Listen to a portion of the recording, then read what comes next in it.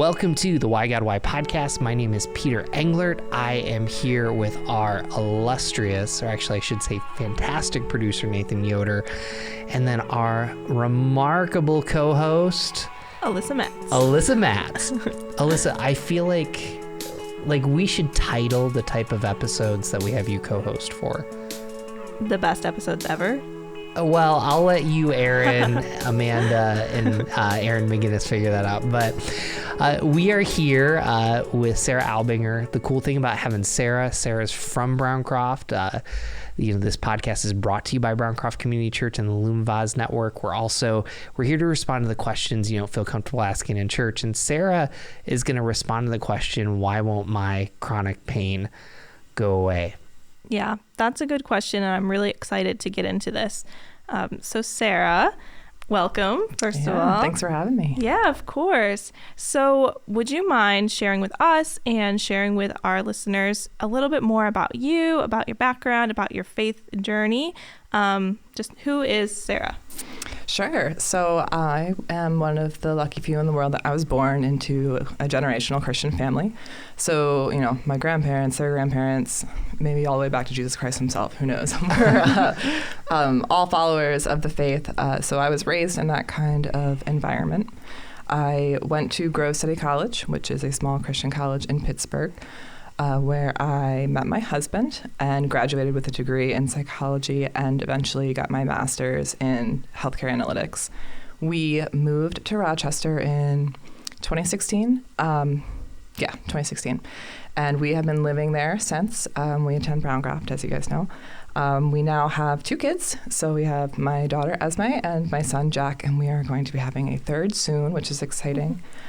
Mic drop. Let's go. Yeah. Congratulations. Thank you. It's very, very exciting. So that's just kind of us in a little nutshell there. Oh, thanks. Well, so the genesis of this episode is we met like a few months ago and you were just kind of updating me and sharing about your story. So, one of the reasons why I wanted to have you on was because I do think there's a lot of people that ask this question, why won't my chronic pain go away? So why don't you kind of jump into your story of how you discovered, obviously, you discover that you have chronic pain, but tell us about the process, about what you've been through physically and kind of how that's affected you. Sure, yeah. It most noticeably started about 3 years ago during my pregnancy with my son, so my second pregnancy. I was having a lot of stomach aches, like severe abdominal pain. And when I say severe, that's hard to measure and gauge because it can be different depending on who you're talking to. So when I say severe, I mean inability to get out of bed. It would be bad enough that I couldn't get out of bed. I would have to lay there for hours, sometimes days, waiting for this to subside. And at the time, we kind of just chalked it up to pregnancy because that makes all kinds of weird things happen. And we thought, well, it will go away once we have the baby and everything will be fine. So we had the baby and it didn't go away. I was still continuing to get, stomach aches multiple days a week, sometimes for multiple days at a time, abdominal pain. And then I started to lose weight. And I lost my baby weight, whatever that is, 30 pounds. And then I lost another 25 pounds on top of that in about 3.5 months. So we're talking, 40, 50 pounds in 3.5 months. And part of that was because I wasn't eating. I was afraid to eat anything because I was having this abdominal pain. Part of it was just from the illness that I later found out I had. I was losing my hair. I was losing my nails. I just generally looked kind of ill. I was sleeping a lot and just was really struggling to function. This all came to a head in September of 2021. Yes, sorry. The years kind of blur together. My husband travels in the fall for work, and I often have to stay home with the kids by myself. And there was a month where he was gone 3 of the 4 weeks in that month. And I was completely unable to take care of my kids. I had to put them in extra daycare. I had to call people to come help support me. Shout out to Cody and Kari Foster because they were like our people for that month, and I don't even know if they knew it. And I just kind of had at that point, a mental breakdown with it too, because I was just having all this pain that was excruciating. I wasn't sleeping from it. I had no idea why. I didn't know how to solve it. So I started to go to the doctor at that point. And I was eventually diagnosed with something called celiac disease. So it's an autoimmune disorder that affects your whole body, but generally symptoms are most present like in a GI form. So most people who have it have some sort of GI pain or issue. So I thought, great, I will never eat gluten again, and this will like all go away and life will be better. So I was about 6 months into that and the pain still had not gone away. Some other things subsided, like other symptoms I was having, like my hair grew back, I stopped losing weight. I had some neuropathy that is resolved since then, but I was still having this abdominal pain. Maybe less severe, but still daily, still interfering with my ability to take care of my family. So I started seeing more doctors and other doctors trying to figure it out. I was eventually diagnosed with endometriosis, in addition to it, which for people who don't know is a reproductive disorder where you have like cells that grow outside of the correct places and it causes a lot of pain and congestion. There's no cure for that either. There's things they can do, but there's not really a cure. So I was just kind of taught how to manage that. But aside from that, they couldn't find anything wrong. So I kind of got to this point where it was, okay, you have celiac and you have endometriosis and you have something that is unidentified that is causing you pain.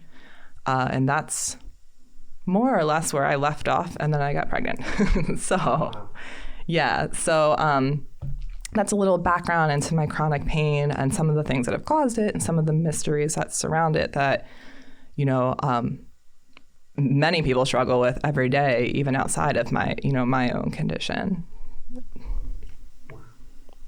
So what was going through your head as you explained your physical symptoms? How were you feeling emotionally, spiritually during that time? Yeah, you know, the mental and emotional and even spiritual toll was probably worse than the physical pain.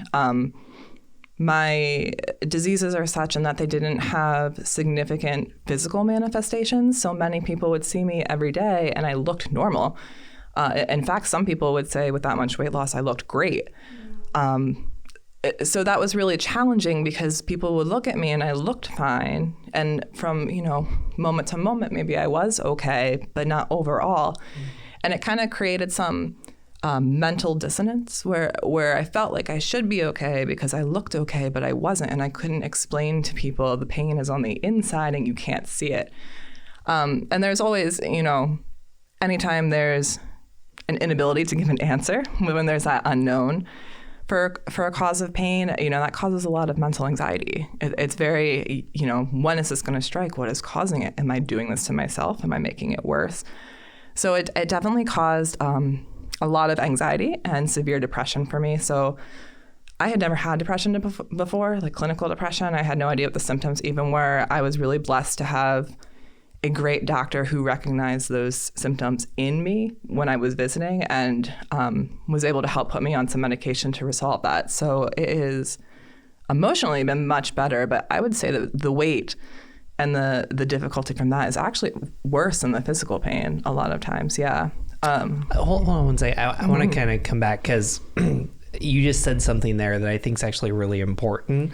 You know, and this is one of the reasons we have Alyssa here, but you know, you said I was depressed and my doctor noticed it, but I didn't notice it. Mm-hmm. So help our listeners, because I'm sure that there's listeners with chronic pain or even just kind of starting their journey with chronic pain that they don't know they're depressed. What were the symptoms? What were kind of the signpost for you? Yeah, definitely. So I will say this, it is a slow and slippery slope. So for many people, you don't just wake up on Wednesday depressed. You know, it starts slowly over time, and that can make it really difficult to realize because when you're slowly changing, you know, you don't necessarily see it. And sometimes even your loved ones don't see it when it's a slow change. You know, Ethan, my husband, didn't necessarily look at me and say, oh, she's depressed. But some of the physical manifestations, I was not sleeping, like almost at all at night. I would just be up all night and then exhausted during the day and couldn't figure out why I wasn't sleeping. I was not really eating. I mean, part of that is because I have GI symptoms, but even when I was feeling fine, I just like didn't feel the need to eat. My relationships really, really struggled. I was very isolated during that time. I didn't really feel like I knew how to talk to my friends, people that I had talked to, you know, daily for years and years. I felt like I couldn't connect to, and I didn't really have an idea of what to talk to them about. I didn't even feel like they wanted to hear from me, because who wants to hear about the sick girl every day? So I kind of stopped talking to a lot of my friends. And then eventually the crying started. And that's when we started to know, okay, this is not me. So I would cry, often for no reason, or maybe I couldn't articulate the reason. And then, in full transparency, it got to the point one day where I said to my husband, I just cannot wait to die. And I don't want to harm myself, but I am so tired and, in so much pain that I just dream about the peace of being in the kingdom of heaven. And I can't wait for that day. And I think when I had that conversation with Ethan, it was the first time that I realized I don't think most people feel that way. And I don't think most people think about that on a regular basis. So that was the catalyst for me to be like, all right, so I need to talk to somebody and figure out if this is normal or what is going on here. And that's when I saw my doctor, who was able to identify, the symptoms of depression in me. Wow, that's amazing that your doctor was able to help you. I think it's also interesting to note the link between our physical bodies and our physical health, and then our mental health and our emotional health and our spiritual health. I think it's more connected than most people realize. Do you agree with that? Oh, totally. I mean, there's tons of research, just in my instance, on the gut-brain connection and barrier. The higher your anxiety, the worse your digestion performs. And it's the same with your immune system. So, my celiac symptoms, obviously when I eat gluten, they flare, but they flare sometimes even when I'm stressed or emotionally distraught or, run down in some way. So there is definitely a connection between, all physical ails and your mental and emotional state. And I would say your spiritual state too, because those things all kind of go together. I want to come back to something else that you just said a few minutes ago. So you said that people commented on your weight, that you looked fit. And I don't think people know this, but you're a workout warrior. And that's been kind of true since I've met you. You've talked about it, you're passionate about it. So, kind of two things from knowing a little bit of your story. Number one, tell us about, I don't know where you are working out now, but you came to a place where you actually can't work out anymore. Right. But then secondly, I'm guessing those people were meaning well. They were assuming that, man, Sarah's working out, she's putting in all the work, compliment her. But it doesn't sound like you were receiving that as helpful because you're sick. Right. So why don't you talk about both stopping the journey of working out and kind of what that was like, but also kind of what was really going through your mind as you're getting all these compliments, but it's not because of something good, it's from something bad. Yeah, definitely. So the irony of it is when I was losing the most weight, I wasn't doing any physical exercise, because at that point I didn't have the physical energy to vacuum my floor, let alone, run 7 miles that day or lift any kind of weight beyond the weight of my emotional heaviness. So I wasn't able to exercise for, a couple months, 3 or 4 months. And then I was seeing a dietitian that specialized kind of in the pain I was having. And I was told strictly no exercise for 2 months, because they felt my body was just being overtaxed. And the more I was exercising, the worse I was making it, which was probably true. So then I was, doctor's orders, don't exercise. And that's the period when I probably lost the most weight. And people, you're right, rightly probably assumed, oh, you're working out, she's losing weight, that's great. But for me, those comments were hard because it almost reinforced something bad about myself, So, I was in a lot of pain. I knew the pain was causing the weight loss, but then it started to actually make me kind of worried when I gain the weight back. Are people going to think I'm worse off than when I'm sick and I look better? And that sounds so silly to say out loud, but when you're in a state where you feel terrible and your mental health isn't there and your self-confidence is in the toilet because your mental health isn't there, and people are commenting you on this very visible thing that is directly related to what's ruining your life, you start to question, how bad really is this? Is this something that, for me, it was well, I look great. Like, there is the silver lining, right? Is this something that I'm over dramatizing, or is it something, when I gain the weight back, am I gonna like wish I was sick again? I don't, for the record, at all. But it was really confusing. I think it also speaks to many people knew I was sick, and they were the same people who were giving me the compliments. And I do think, Peter, a lot of them were well-intentioned, because you just don't know what to say to somebody who's in that situation. So instead of being like, hey, you don't look like death today, which is probably what they were thinking, it came out as like, oh, you look great. Like, you're looking so fit and trim, and not necessarily knowing the depth that was, harming me. So I think it really just speaks to, I give a lot of people grace in that. Because you don't know what to say. You don't always know what to say to somebody. And sometimes there's something you can say to somebody who is chronically ill, that you want to make them feel better, but maybe the words just aren't there. Can you kind of keep going with this? And are there any other things that people have said to you that weren't helpful besides the weight comments? While you were sick, did they say anything that stung a little bit, that maybe they didn't realize they were saying, that was more hurtful actually than helpful? Good question. I think the biggest thing, or the thing that bothered me the most, was also generally well-intentioned by people, but it was comments along the lines of, oh, you're still dealing with that. Oh, that's still ongoing. Oh, you still don't know. And those comments, even now, still tend to get under my skin. Because it's chronic. That's the definition of a chronic condition. I will have these things for the rest of my life. So yes, I will still be dealing with them. And those things, I think, can be insensitive. So I would just encourage people, if you have friends in a situation who are dealing with some kind of chronic illness, or even just, long-term extended illnesses, to be sensitive of the fact that it is a part of their life, and it's often a permanent part of their life, and to acknowledge that by respecting your word choices, and respecting, that is something they carry with them every day. So when they have good days, they're still carrying that with them, just like when they have bad days, and to maybe not minimize it in a way to say like, oh, that's something you're still dealing with, as though somebody did something wrong and can't figure out how to fix it. Sometimes there isn't a fix, and that can feel really painful and hurtful to somebody who feels like, well, I'm doing everything I can. I'm seeing all the doctors I can. Like, there isn't a fix for me right now. So yes, I am still dealing with it. I think that is the biggest thing. And again, it's often, people are surprised, I think, especially for someone like me. I'm young. I was 30 or 29 when this happened.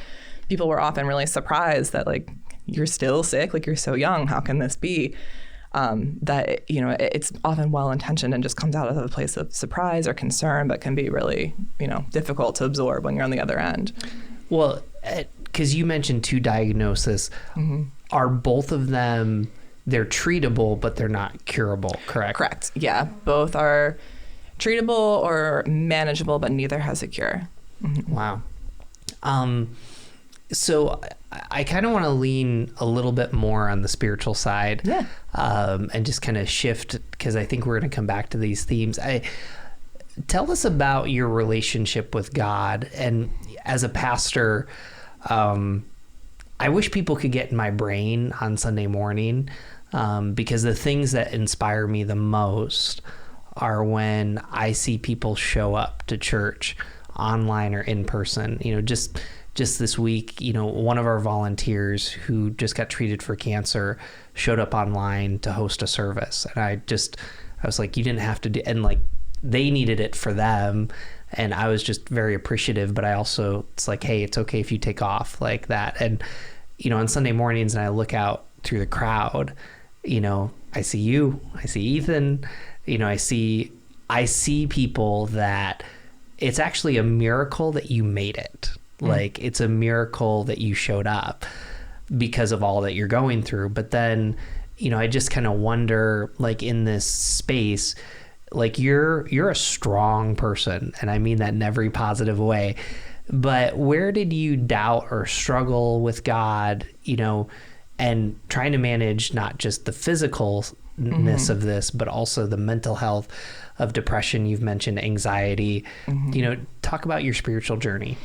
Yeah, I mean, guys, Jesus was the only thing I was showing up for months and months of my life. And, you know, if we're being frank, it wasn't by choice and because I was so enamored with his love that I was just crazy about Jesus in that time. And, you know, he was going to get me through and I had faith. If we're being really, really honest about it, I was holding on to Jesus because I had nothing else to hold on to. And if I gave up that, then, you know, what else is left? Nothing. Then I'm resigned to this awful life of no hope.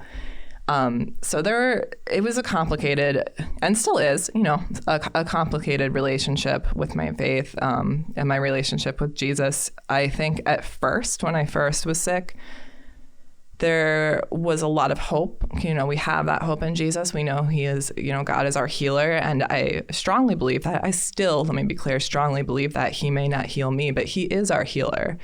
And that just looks different for different people in different ways. So there was a lot of faith. There was a lot of prayer and diligent prayer from me, from my friends, from our circles about healing and answers. But, you know, it got harder as the answers either came back negative or didn't come back at all. And I would say my lowest point in, you know, May, June, July, when I was really struggling with depression, you know, I kind of got to the point where I just had to say, you know, Jesus, God, I know that you have a plan, and I know your plan is for your glory, and it will ultimately refine me and bring me closer to you. But man, this is awful, and I don't like it, and I'm really upset that you're doing this to me. And I think it just took some time to get to a place of peace where I felt okay saying that, where I felt like it was okay to say, on the one hand, that I knew that this was for God's glory, but I hated it. And I would have loved there to be another way to glorify God than to have this like physical burden. And it was, you know, I learned to be okay with being angry with God sometimes. You know, we are allowed to be respectfully angry with Jesus. We're allowed to have negative feelings around that, and to say like, I don't like this. I don't like what you're doing. This is not something I want to be a part of, but I have to be, because this is where we are, and this is your journey for me, and it's okay to work through those feelings. I did work through those feelings, though. That's the important part, is when you get to that place, don't just stay there. You know, find a counselor, find a mentor, find somebody who can help you process those and work through those so you don't get stuck, because that's when your faith dies, is when you get stuck in those feelings. So I spent a lot of time finding spiritual mentors at Browncroft. I spoke with Rob a few times. I spoke with some other people in my small group, and Ethan, is a spiritual rock for me. So we've had a lot of conversations there, and I was able to work through a lot of those things so that now I'm more in a place where I truly believe that this will be for God's glory. And now that it's been, 2 years or however long it's been, I'm able to look back on my quote unquote dark ages, the worst parts of it, and see that in those times, some of the best things in my life have happened. I maybe at the time didn't feel that way because I was so fixated on, my physical pain, and, you're very tunnel vision and this is awful. But when I look back, the things that happened in the peripheral that I was just kind of skating through or giving my bare minimum effort because that's all I had, really changed the course of my life forever. Mm-hmm. And I'll give you an example of that because I truly mean changed my life. So I had an estranged half-brother that I had not spoken to in 15 years. At the worst point in the worst month of this whole thing, I reconnected with him. And we have been talking every day since, and we have seen each other since, and we have plans to see each other multiple times in the future. And God brought that to fruition during the darkest season of my life. And, the reason I had the humility to even reach out to him is because I figured, well, how much worse can he get? I already feel terrible. My life is already falling apart. I already feel worthless. So what can he say? No, that's not going to change anything. And I wouldn't have had that humility. I didn't have that humility. I went 15 years without talking to him, and it took that to rebuild that relationship. And God was able to do that, through my pain.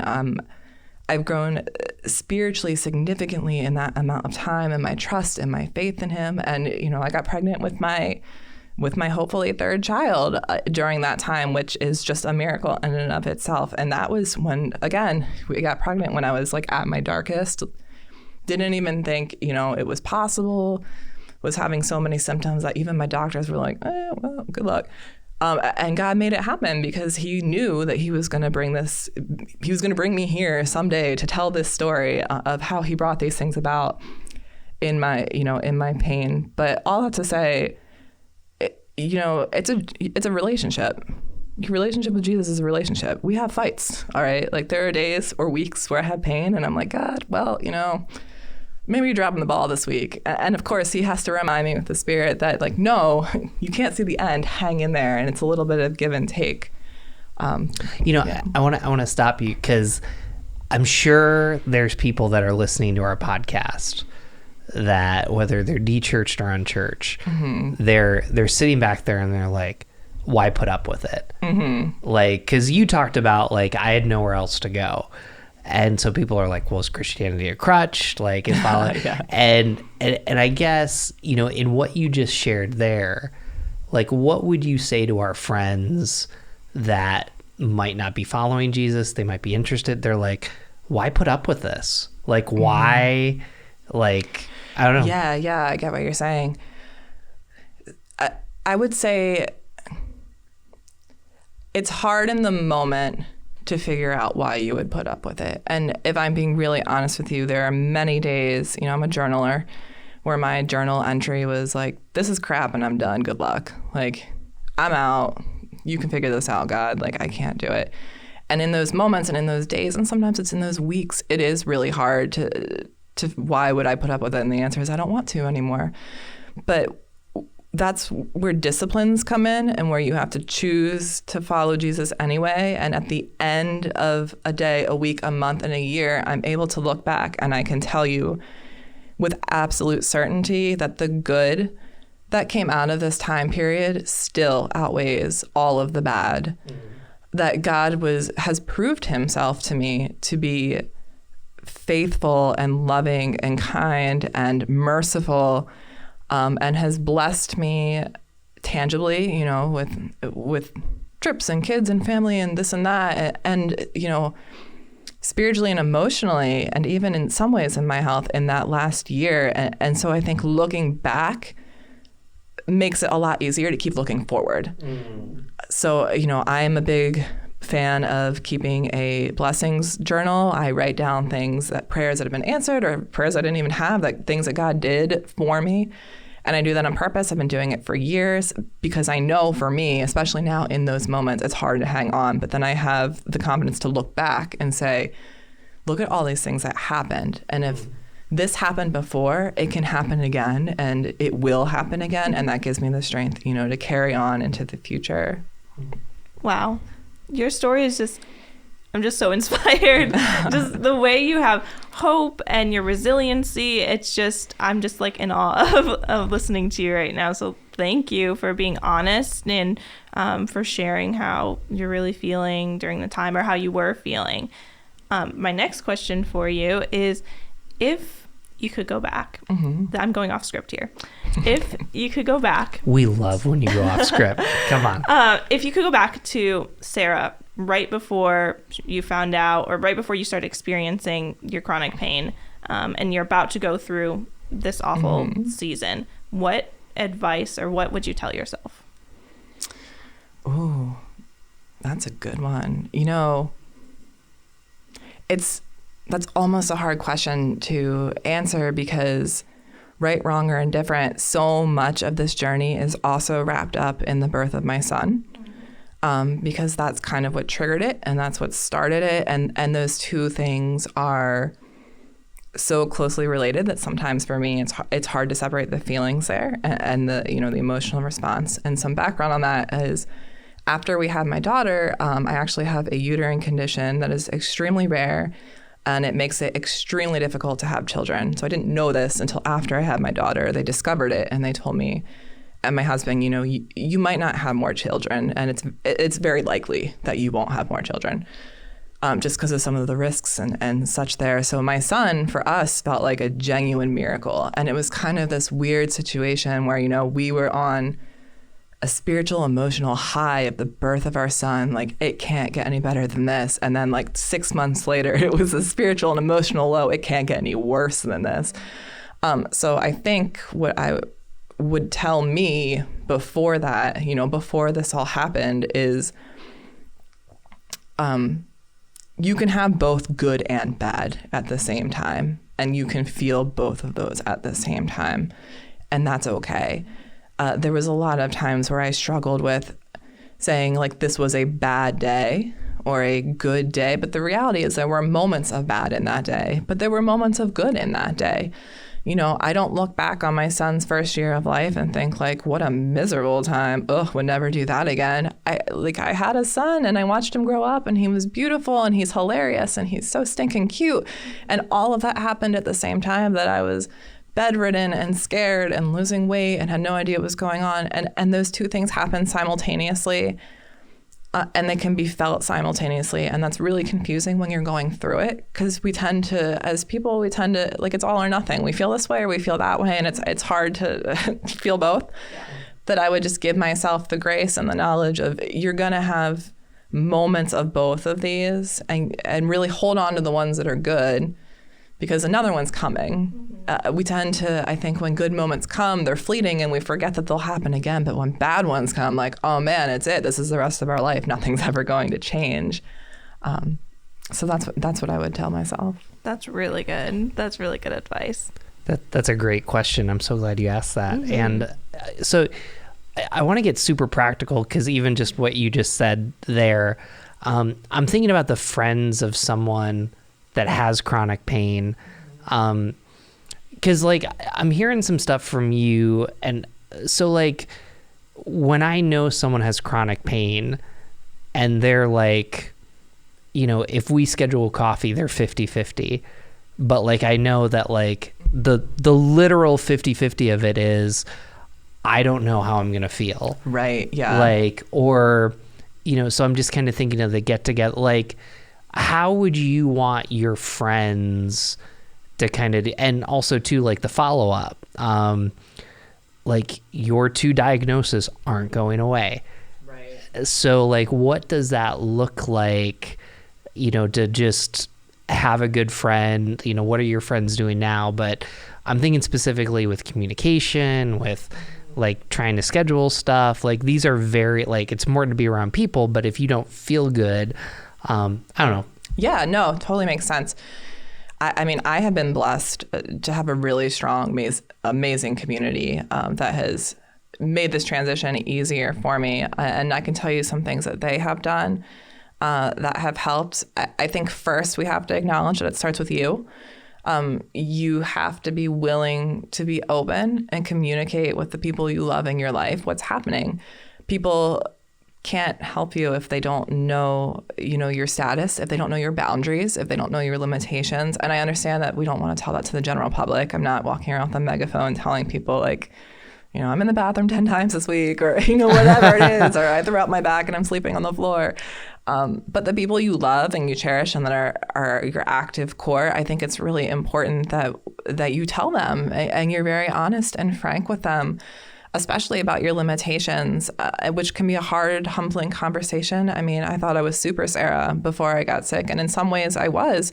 The new Sarah, the limitation Sarah felt, pathetic in comparison. And that was a hard conversation to have, but it has to start there, because people can't help you if they don't know what you're living through. Mm-hmm. So I would say it starts there. And then from, the opposite side of that table, some things that my friends have done that have been really helpful was, scheduling things during hours where they knew I would feel better. So evenings tend to be very difficult for me. Not so much since I've been pregnant, but before that, evenings tend to be where I have the most pain. So people have been very good about scheduling things in mornings for me or during the day. I meet people for lunch very often, or before my witching hour. That has been immensely helpful. There's been grace of when I come to things and I'm having a bad day and it's visible and people kind of know that I'm having a bad day, they just let me have that day. I went to a birthday party for one of our close friends, and all of our friends knew that I wasn't feeling well. And I was having, a bad day there. And they just let me sit there and watch and not say a single thing the whole time we were there, not eat a thing, not even get up from my chair. And you know what? They were okay with that. And I was still a part of the group and I was still a part of the conversation. And they were still thankful that I was there. And that was really helpful and meaningful because it made me feel like I didn't necessarily have to cancel or hide how I was feeling. I could come and just feel however I was feeling. And that was okay. They accepted that. So that's been helpful. More practically speaking, my community has been awesome about my dietary restrictions, of which there are like 10,000. And that goes a long way to just feel respected and to not feel like a burden and to feel like they care enough to want to include me in their events. Because of course I can go and not eat. That's not the end of the world. But it feels different when you go and people are like, but I want you to enjoy yourself and I want you to be a part of this. So that has been just such a blessing that so many people in our community have done that. When I was at my worst, when I was, sick and depressed, but didn't know that I was sick and depressed, one thing that was incredibly helpful, I mentioned the Fosters, and one thing that they did that was so helpful is they offered me help when I didn't even know I needed it. They were very good about saying, like, your husband isn't here and you sound a little bit crazy. Not Cody's exact words, but paraphrasing, like, we're going to bring you dinner, or why don't you come over for dinner? Or, Kari would be like, why don't we go for a walk?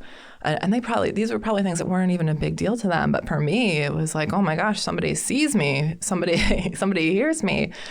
So, offering help without the person asking it, I think is a big, for everyone, with any chronic condition, even people without chronic conditions, if they're struggling, sometimes you don't even know what you need to ask for. You're so entrenched in whatever it is that's drowning you that you can't even think about what it is that someone could do to help you. So to be able to recognize that in your friends and to offer something without them having to ask for it, it goes a long way. And that was incredibly helpful for me during those times.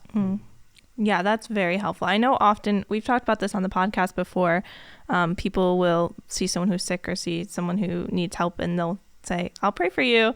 And maybe they're praying for you and that's an awesome thing. But sometimes people leave it at that.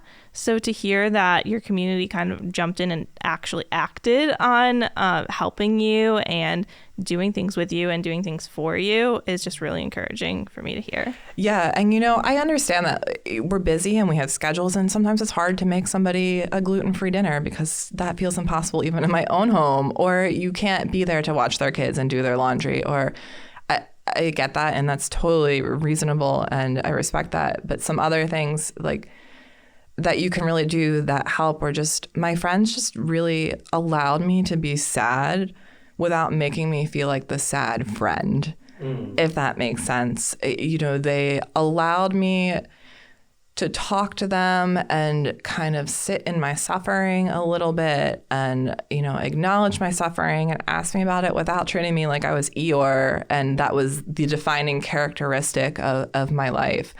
And I think that's just so, so important, especially with somebody who has chronic illness, because it does sometimes become a defining characteristic of your life, especially if it's visible, or it's debilitating in some way. To have a community that will allow you to feel those things but won't define you by them is just so important. So why don't you take a moment and talk to the chronically ill that are listening, because I'm sure that there's a lot of them. And, so I think what I've heard you say is, it takes some humility. It definitely takes some clarity with your loved ones. I'm also hearing you say, like, it's really important to feel what you feel. And that really helps your relationship with God. What are some other things, or if you want to elaborate on one of those 4 things that I said, what are some other things that you would say to, our audience that are facing a chronic illness? Yeah. So I put some thought into this, and, something that I really struggled with, and I'd be willing to bet almost anyone with a chronic illness struggles with, is who you were before and who you are after. It's a bit of an identity crisis, and sometimes it's a major identity crisis because you can no longer do the things you used to do or be the person you used to be. And, if I'm being frank, I still, in my head and in my personal space, tend to refer to myself as before Sarah and after Sarah. I'm still, working on being able to say all of these parts of me are the same Sara, and how I can mesh those two together and how I can come to peace with, there is not before Sara and after Sara. That implies that there was a better version and there is a worse version and I'm living in the worst version. That's not true. I am the same version of me. I have the same worthiness now that I had then, but that's something that I would encourage anyone with a chronic illness to really spend time thinking about and to seek help figuring out. Please, please find a counselor, find a pastor, find a trusted friend to help you work through those emotions, because they will be there and they will be strong. And it is very difficult to figure out on your own, because on your own, all you can see is what you could do and what you can't now. And, I really struggled with identity questions and worthiness questions. And I had this plan for my life and I can't keep up with that life. So who am I now? And am I even worthy now if I can't do these things I felt called to? And it's not even just from a religious standpoint, if you wanted 6 kids and now you can only have 1 and that was your identity, or I used to be able to walk and now you can't. It's really difficult to sort through those emotions. So I would really just implore people, don't do it alone. Find someone to help you give that some serious thought and to work through some of those identity questions, because they'll be there. Well, I think what I'm hearing you say, and I'd love for you just to respond, there's some lies that you believed about yourself. Oh, definitely. That surfaced in this. So like one lie that I heard you say is like, there's before Sara and after Sara. Mm-hmm.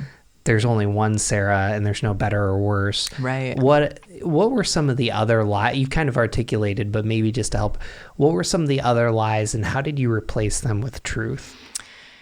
Yeah, great question. The biggest one, I really, really have learned through this experience that I prided myself and found my worth and value in what I felt like I was able to provide for Jesus. And that is the most ridiculous thing anyone could ever say, because we know that there's nothing I could do or not do to change God's love for me. But I don't know that I think I truly believe that, but I was not living that. And I really felt the more I could serve, the more I was called to do great things, the more I could do, the more people I could help, the more lives I could touch, the more I was honoring God. And then suddenly I didn't have the energy to do any of these things anymore. I didn't have the energy to flip a pancake. Like I definitely wasn't helping orphans and going on missions trips. And what was really hard for me was my husband was, he is living God's calling to his fullest extent. And, I am proud of that and humbled by that. But that was really hard to watch when I was banking my life on doing those kinds of things and couldn't.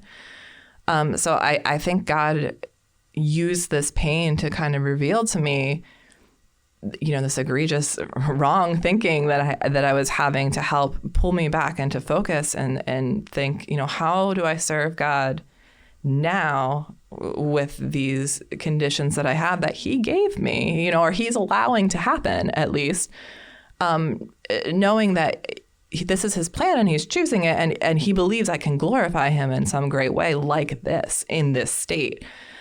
And it's really helped to change my perspective and to help me reevaluate my worth in that way.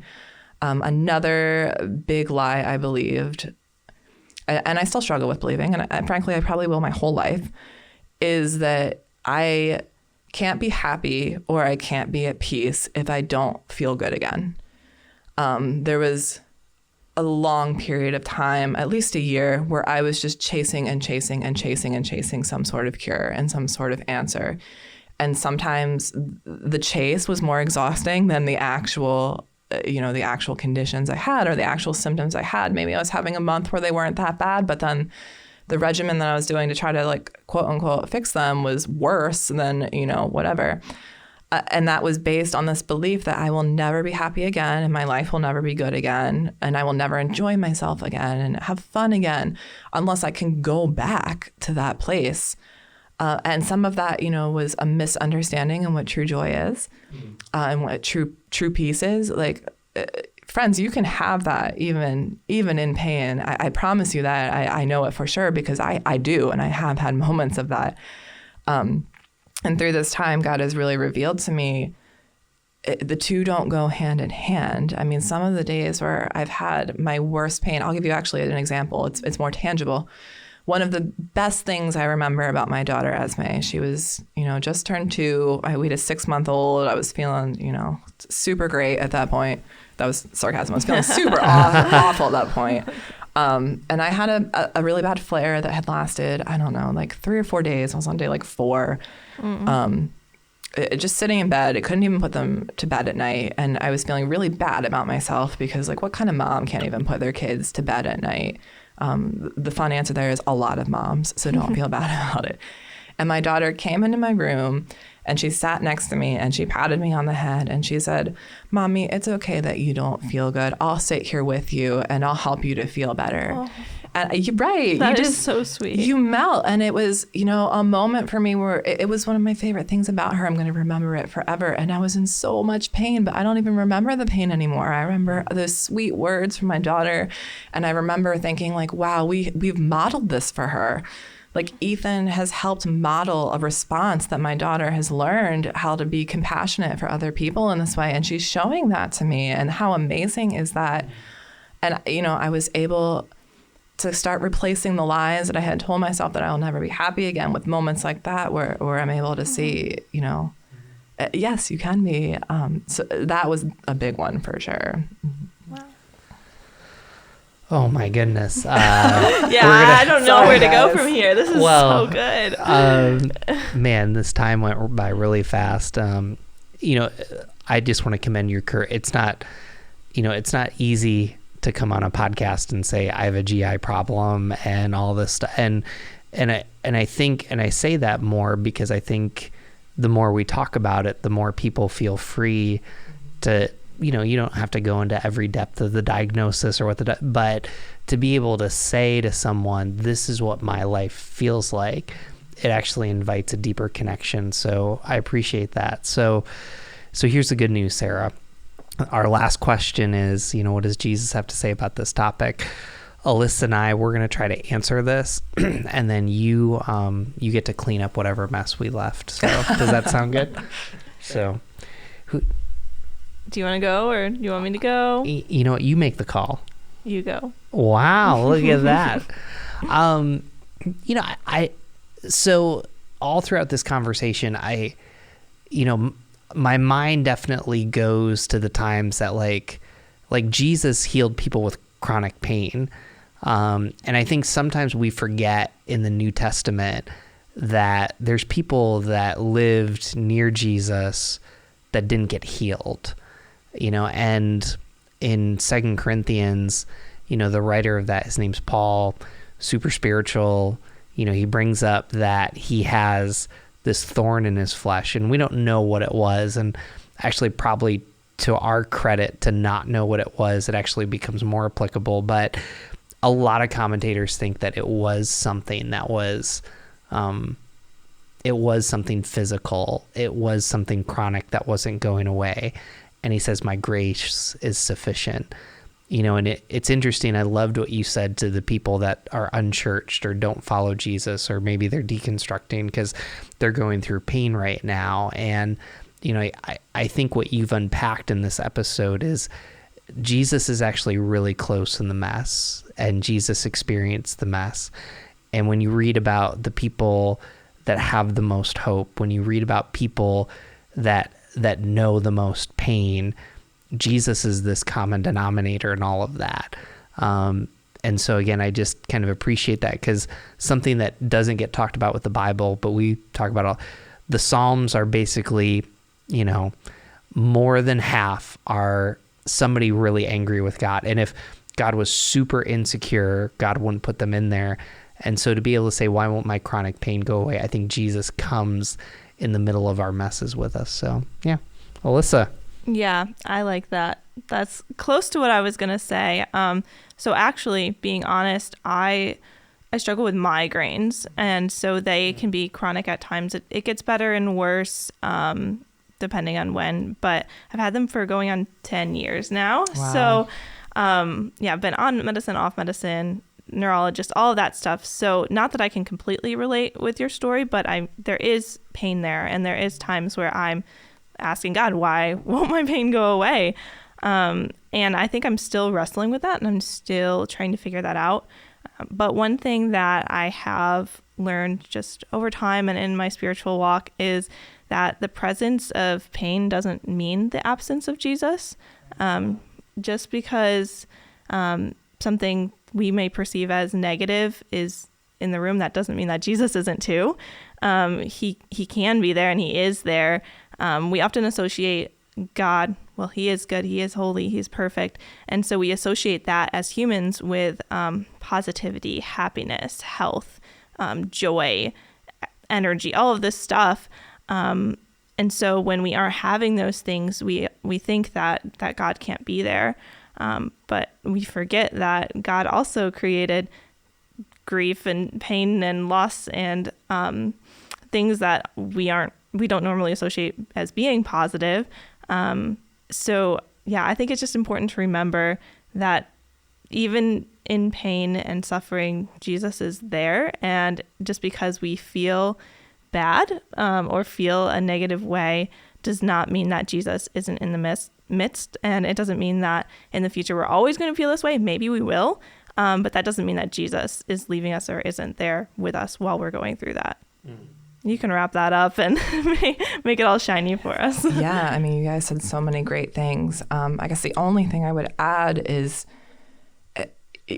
guys, Jesus' MO is to be as close to pain as he could possibly be. That's his favorite place to be in the New Testament, whether it's spiritual, emotional, physical.